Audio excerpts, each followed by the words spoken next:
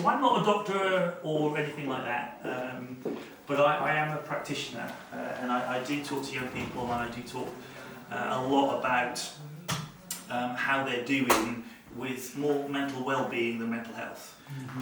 So that's just kind of putting me in my kind of little box and all that sort of stuff. So basically what I've got for you today, got loads of statistics, if you're into all that kind of stuff. This is from the Welsh Government, the Youth Parliament, which is brilliant that there is one, but devastating in the same thing. 61% of young people suffer with their mental health at least once a week in Wales. That is rubbish. Do you want to do that? Thought about that. Rubbish. Okay. 3 out of 5 children and young people coping with emotional and mental health issues every week in Wales. Less than half believe that the support services in their schools or colleges are very good, so that's not a good thing. Some children are waiting for up to a year for treatment, and the inquiry listened to concerns of children and young people right across Wales, which is really important. So the question that I want to ask this afternoon is what would Jesus do? Jesus would have been there. Jesus would have loved the people on the margins of society, because that's what Jesus did. And that begs the question, if this is what Jesus said, I was hungry and you fed me, I was thirsty and you gave me a drink, I was homeless and you gave me a room, I was shivering, you gave me clothes, I was sick and you stopped to visit, I was in prison and you came to me. If Jesus said that, do we say that as a church? Do we hold Jesus' model for everything, not just for young people suffering with mental health issues and all that kind of stuff, but for everyone? That's a question to keep just there at the kind of centre of your brain as we go through this afternoon. But there is, of course, this question, WWYD, which is what would you do? And as I talk to churches, and as I talk to people just like yourselves about this issue, this is the question that comes up time and time again. Well, I would love to do something, but I don't know where to start. So this afternoon is about addressing how we start doing something, how we start to help young people with self-esteem, with happiness issues, all that kind of stuff, with just how they see themselves. So I would start with fun. I'm quite a jovial joker, hopefully in a positive way. I'll try to make people laugh, whenever I can. So I used to work in a church in Surrey. I am Welsh, just before you throw stones at me. Very, very proud to be Welsh. Grew up in Wales, but forgive me, I did move to England for a period of time. But I was working with an Anglican church just outside Guildford, and the local comprehensive school they didn't buy me in because they didn't pay me anything, but they wanted me as a youth worker to come in and help with some of the kids that they were having difficulties with. And the assistant head used to send young people to me for some Steve time, which is quite funny. And I didn't know about laughter therapy, but apparently that's a thing. Would you believe it? So the whole kind of thing, if you can find something to laugh at, laughter creates in you, it releases that chemical, endorphins and stuff like that helps you. It's got more endorphins than apparently chocolate. That's another thing. Every day is school day. So I would try and find humour in whatever situation I could find. Some of the kids that were sent along to me for some Steve time were in dire straits, and yet there was something about that time, just spending time. So that, I would say, right at the start, that's where you start, is by making time. And people are so busy these days. There's targets and objectives and all these. And more for the win. Okay, so you're still okay, but that's a little bit harder. Oh, much harder. Much harder. Okay. Yeah. So John, you need more help. What? Okay, so what else could help us with a storm of life? So we've got encouragement. How about some self-esteem? So right. So would you want to come this side of me? Do it. Go on. Do it. Okay. So again, don't resist. Just hold the rope. Okay. That's it. Now that's getting harder, isn't it? Okay, that's good. Right. Back. Strong, I think because be like. So still moving. So we've got encouragement, we've got self-esteem. Would you like to come up here? All right. So we need some more help. Come on, Hannah. So we've got encouragement, we've got self-esteem. What else could help with a storm in life? Oh, love. Love. It could be love. Okay. Again, don't resist. See if you can pull. No, I can't. Okay, with more people. Okay, thank you. So this could go on. We can build that. The whole thing. Thank you, John. So there's lots of different things that we can do when the storms of life hit.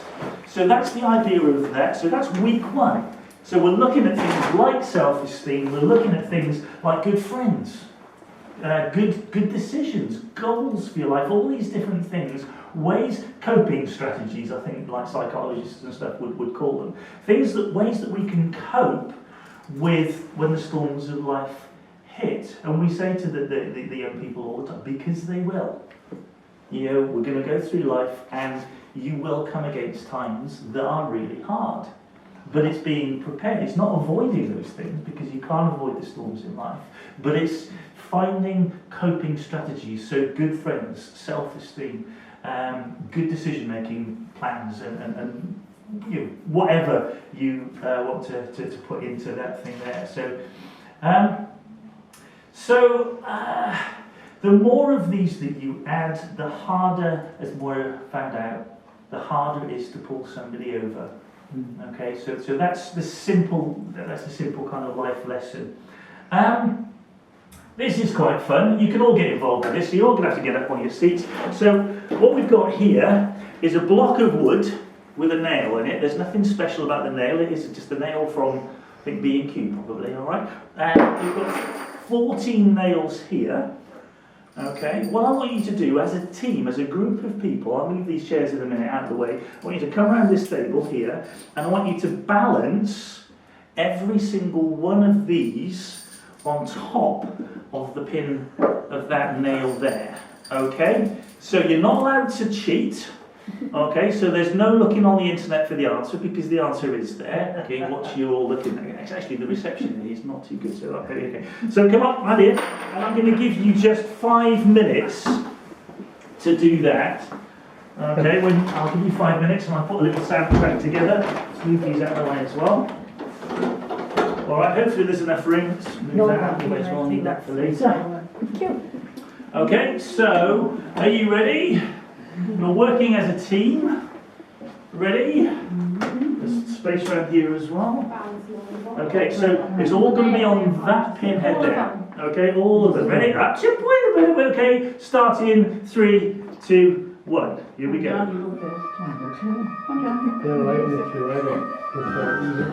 One more.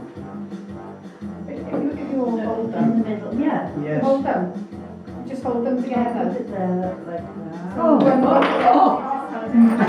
No, that's really good scientific You could do that. We're going to be on, yes? Interlockment, is it? Yeah. Number 1. Interlocking, we'll try to get But they're not balancing. They have to balance, yes. No, they're not balancing, we're holding them. You ain't good balance is that. That has to be on the head of the nails.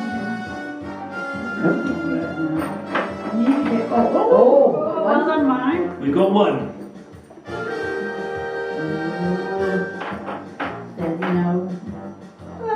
Mission Impossible. I was just going to say that. Mission Impossible. No, not that way. There must be a way they like all link. I thought it was us trying to balance them. I think like So if they're balanced like that, but us holding them to hold the balance. Maybe it's Magnet, a lot of yeah. them, isn't it? No, I think when you go with it, go with it. Try 2 at a time. Okay. Is any group done this?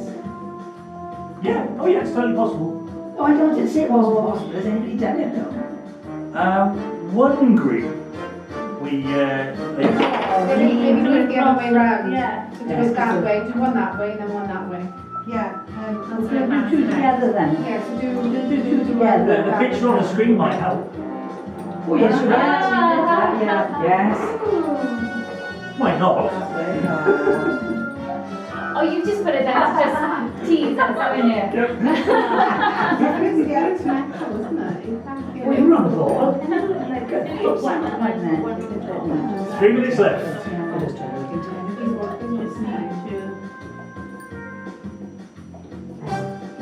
Nice nails. Yes, I got that. You need square It nails. is right there. I think something might be a bit dangerous to leave for teenagers. Oh gosh, I've got shame. What if you did, what happens if you did that and then put them either side of it? Does that do anything? Sorry. Yeah, it must be something like that. Should be something like that, and then somebody put something at the side Oh. there. Do you maybe do that to hold them? Oh! You've got a balance. That's not That's not balancing though, is it? Yeah, but you would balance one and then maybe that would all be balanced on there. There. Yeah. Any ideas? Not good. 2 minutes. Oh gosh. That music is not helping, is it? No. Oh yes. Put the weight on them. No, you got that, that's right. So maybe if one of us holds one side, one or the other, then everyone put up two up and see if we can get it balanced. Yeah. Oh, that way. Well, that's good. What? Right, put it across there now. Yeah, put it that way. No. No, it's going to fly. Yeah? Yeah. Hang on, any saying? No, we're going to take our fingers away. No roll. The fault was there. Well, do you know what? You're making a good effort, I think. Yeah. It's all about taking part. It's not about Absolutely. winning, is it? Absolutely. It's working as a team. You're right, Gail. You still got a minute. You've got to Good spread job. the weight somehow. Good I job. can't, Spread the weight. I Spread the can't weight. work out how to do So they're it. not fighting the wall. I know. I got given up by it now. So I'm going. Something like, make it like this or something like that. Oh. I can't. Oh, which way? I don't know, like, Triangle. so it Yeah, if you put balances one somehow. there and then try and make a triangle, maybe. Put one? Yeah, go on then. Because that sort of interlocks, but Right. Go on then. Oh, try. maybe if you put them onto that, because that's balancing. Yeah. yeah, but But that's that going to be on hard top to of balance on that, isn't it? Yeah.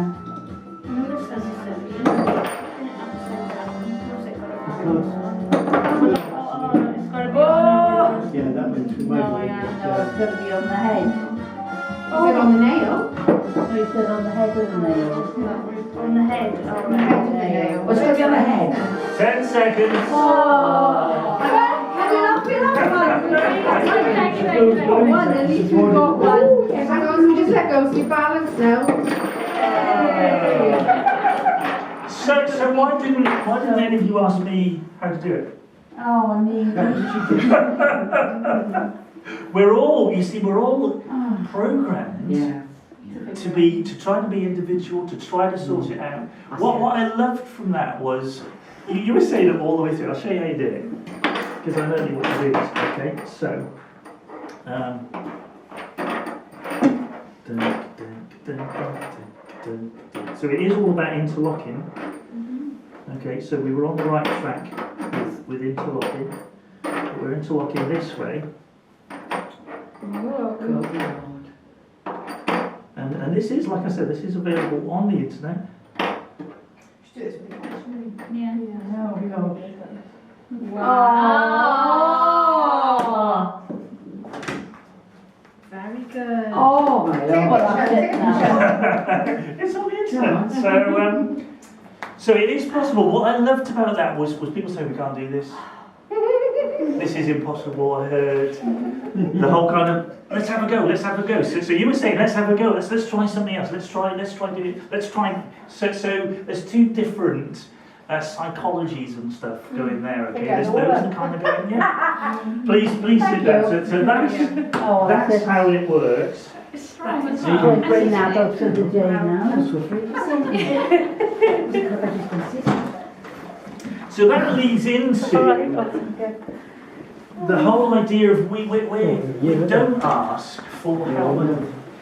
You know, we're in a society still where we just don't even think about asking ourselves. So I said the only thing that you can't do was cheat online and look for the answer.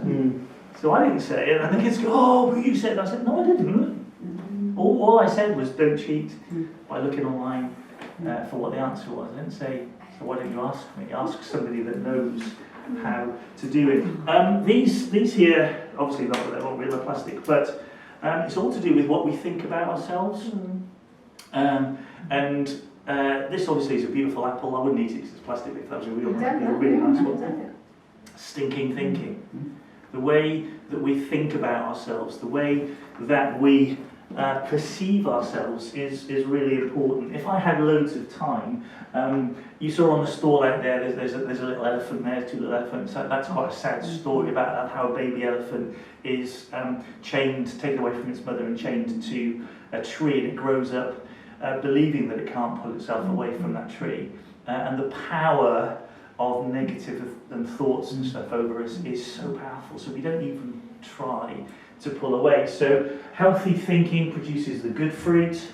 Okay, if we're thinking good stuff, if we're saying good things about ourselves, it produces good fruit, it produces positive people. If we're stinking thinking, it produces bad fruit. So if we believe what people say about us, you're ugly, you're rubbish, you're stupid, all things like that, we believe that. You know, when I was a kid, probably when you were sticks and stones may break my bones, but words, rubbish. Words are so damaging, or words are so powerful. So as a parent, I've constantly tried to build my kids up by saying, you can change the world. You can do this. I've got absolute belief in you. So there's a verse in the Bible which I think is quite cool. I think somebody quite clever said that. You know, if you grow a healthy tree, you'll pick healthy fruit, which is really, really important. No time for believing what other people say about them or about us. We're going to do another experiment, which is all about basketball. Where's it gone? It's here, okay? So I've got some print stick notes here. Would you like to give some of those out? Take one, pass it on, all that kind of stuff, if that works. I want you to write down some negativity. I mean, they're great those, aren't they? They just go the wrong way. But write down some negative words that people have spoken over you across your life. And what we're going to do is we're literally going to we're going to dump our negative thinking. Okay, so give you just, I'm not going to play music this time, but just think about things that maybe have held you back. So things that maybe people have said over you that has chained you to that tree, making you believe that you can't do something or that you're not good enough. All those kind of things. It could be things like I'm no good. Could be things like I have no friends. How about this one? God couldn't use me. You know, in ministry, I hear that time and time again. God could never use me. Whatever it is, just write it down. If nothing's come to your mind kind of in the 30 seconds I've been waffling, maybe that's a good thing. You know, maybe people haven't said negative stuff about you, but I've been around the block a few times and I know that's not the case. So I want you to write those things down, and then if you need more, we've got loads of little post-its, and we're literally, this is an exercise that we do with young people, we're going to dump those things, and we're going to slam dunk them in the basketball there, and as a way, a physical way of moving on, because I love it when young people especially get obviously flourishes in schools. We can't say God's got a plan for you and all that kind of stuff. But in a ministry setting, I love it time and time again where we've done similar things. The old one was you set fire to all your sins and it goes and you've got a chance to move on, a chance to start again. So this is your chance to start again. So when you're ready, come and just dunk it in the, just get some something simple. and slam it and dunk it.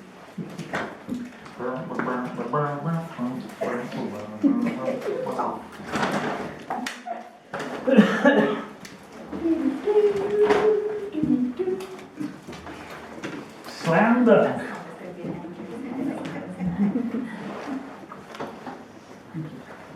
I love that idea. Slam dunk.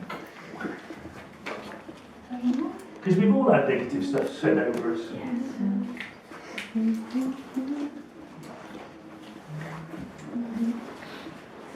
10 minutes left. Oh my goodness me. Come on.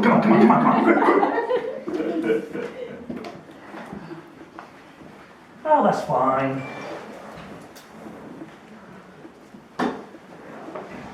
Fab.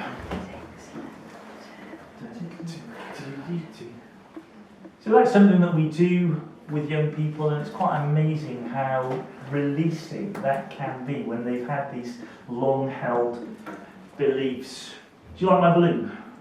I should have gone for a red one. I haven't got a red one because that's a red one. I'll go for pink. There we go. It's almost. Do you like my balloon? It's a nice balloon. What do you like about my balloon? Colour. It's a nice colour, isn't it? Matched your shirt. Anything else about it that's nice? Matched your shirt. It does, yeah. See, I thought about that colour. That's a blatant lie, actually. So you say nice things about people, and you can feel yourself. Oh, that's nice. So one of the things that we do in Flourish every week are these cards of awesomeness, where everybody in the group has to write something positive about somebody else in that group, and it makes you feel really, really good. So we're talking about dreams here. So I love this quote here. It's never too late to focus on your dreams. So if you've had a dream since you were 30, listening to Rick this morning, God gave him that dream when he was 13. It's never too late if you're older than 13 as well. It's never too late. So Steve Jobs, he was famous for creating Apple and the Macintosh and all that kind of stuff. Very, very clever bloke. And he said this: little girls with dreams become women with vision. Little girls with dreams become women with vision. But not to leave the boys out as well, he also said this: it's not particularly about boys, but I've done it in blue because. Okay, but he said that people who are crazy enough to think they can change the world are the ones that often do. I love that. So this is all about dreams. So this balloon is full of dreams, positive dreams. What sort of things can stop you dreaming? I don't mean like nights and stuff like that, like aspiration types of dreams. What sort of things? Negative comments on somebody else. Yeah, negative comments. Unsupported dreams. Unsupported dreams. My balloon. One more. There are loads. You're shy, come on. We used to write the quote down. How about parents? Unsupported parents or friends? Opinions. Lots and lots of different things can stop our dreams. Parents can stop. If they've got a different dream for you than you have for yourself. And that's really damaging, isn't it? That you can't do that, or you'll never be able to do that. Why? My parents were really supportive, and I kind of grew up maybe even a little bit too confident, and it's difficult to get that balance, because overly confident people can be really annoying. I know I can be really annoying, But there is something about having a confidence to have a go and to fail. But we're in a culture where failure is not optional. And yet, I tried to learn to speak Welsh. And I was on one of these online courses, and the guy, I'd stopped, and he must have seen that I'd stopped. And I got an email from, I guess it's computer generated, I don't expect it was from him, but it was a video saying, you know, I know this is hard, but our minds have got a chemical in them that when we make a mistake, or when we fail, it actually helps us to do better the next time. And I'm kind of going, it's actually a chemical. God has made our brains in a way that when we make a mistake, we really should and are able to learn from that mistake. So, you know, fail well. You know, have a go. I don't know how we can change the culture of mistake and all that kind of stuff. But if we don't try because we're afraid of failure, nothing ever is going to change. And our dreams are completely shattered. I love this. One of the things that we finish Flourish every week with is something called the Toothbrush Challenge. I'm going to fail. The Toothbrush Challenge is, you all brushed your teeth this morning, didn't you? Yes, good. That's the right question and answer.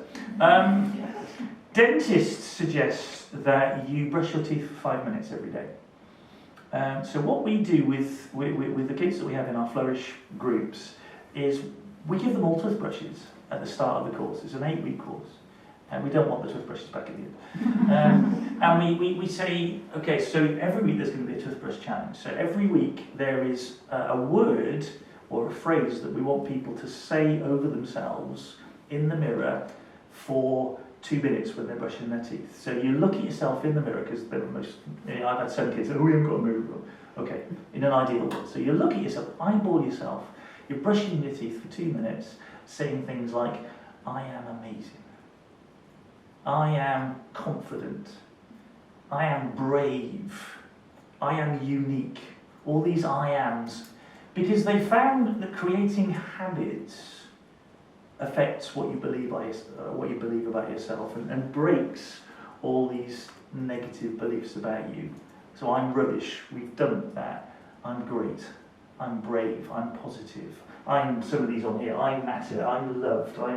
I deserve good things. All these different things have come from Flourish course and people who have kind of saying things over them, etc. So we started, well, I don't think we started, but we had this quote here. Jesus said, I was hungry and all this kind of stuff. I was shivering, get me clothes, I was sick, you stopped to visit, I was in prison. I would add to that, I was hurting and you were available for me.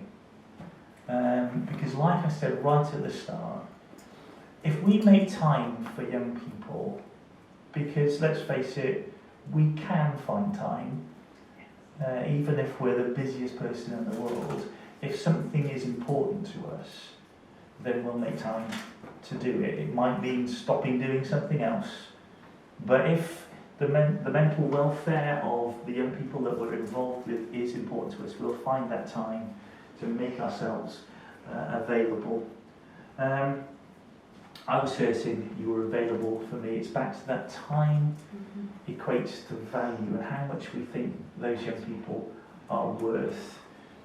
More than anything else, the best way that we can support young people with their mental health is by giving them time. I've done it. Any questions? I'm like I said, I'm not a doctor and all that kind of stuff, but I do spend a lot of time with young people.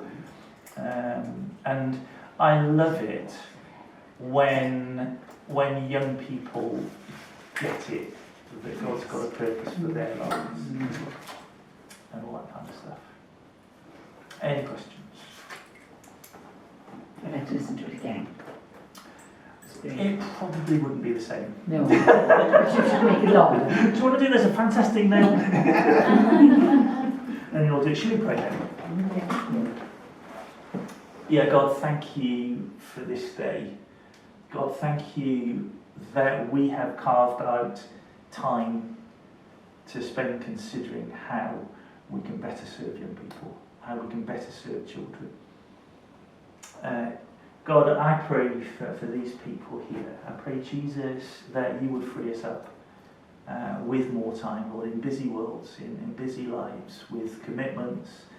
God, would you just make the days go longer? That you give us more time to input into the lives of hurting young people. God, would you put us alongside those people who are especially hurting? God, in the wake of what is COVID, Lord, with the pandemic of loneliness and lack of confidence, lack of self-esteem, God, would you, Lord, give us the words to say to the young people, the time to spend with young people, but those young people that you've particularly put across our paths. God, open our eyes. Lord, like you did with Philip, just kind of say, go and stand next to that chariot. God, would you do that in our lives? And God, for the young people that we serve, God, would you bless them? Would you enlarge their territories? Would you keep them from causing pain? In Jesus' name, amen. Amen. Thank you very much. Steve, how do they find out about Flourish? Yeah, actually Googling the Flourish Project I found doesn't work because there's many things called the Flourish Project. The group, for those of you taking notes, the group behind the Flourish Project are called the Proton Foundation. I don't know what that is. So the story of Flourish was an accident, like so many different things have started just by accident. So a youth worker working for a church, a little church, was asked by the secondary school that she was involved with to come and help out with a group of young girls that had low self-esteem. And she went and she did what became this. And as so often happens, one of the teachers then moved to a different school. And she was invited to go to that school, and then the team grew and grew and grew. And now I understand that there's a couple of schools in Canada. How does that happen? Teachers moving, actually, and now doing this Flourish Project. As a diocese, we've bought into it. It's quite expensive. You get all this stuff and more, all the stuff that was on the table. It's really good quality.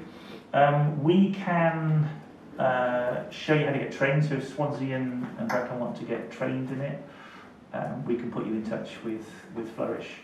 There's a guy in Newport, Phil, who I think is our kind of local. But we found that it really does work. So one lad that I'm particularly proud of, going through some severe issues. He's only 12, going through some incredible issues. I didn't think he engaged at all with the project when we did it in his school.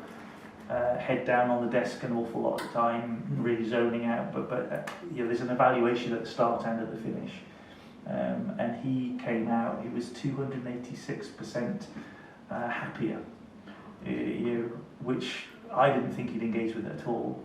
But on the whole, we're finding that so I've been doing it for a year now, and we are finding that a number of young people seem to be having a better life experience because of doing the course. It's only an 8-week course, and there's a couple of follow-ups then to follow on from that, just to see how they're doing. So I'm really looking forward next week, actually, to going back and seeing this lad again, to see if it's been a couple of months since we did it in that particular school. So I'm looking forward to going back. But obviously I can't be in all places all the time, so we're trying to say, certainly in our diocese, we're training up church school teachers, but we're saying to churches in our diocese, if you want to be trained, we'll train you and give it away. And then getting all the stuff, I'm not quite sure how that works out with Flourish. But to be honest, you don't need this. You could probably get one of those from Amazon and all that kind of stuff. All this, a bunch of nails. Yeah, that's not hard to do. Do you only do it with school children? We tend to do it into school. We haven't done it in churches as yet. That's not to say. What about young men? So, the recommended age for the Flourish as it is, because some of it is quite childish, is years 5. So that's 9, 10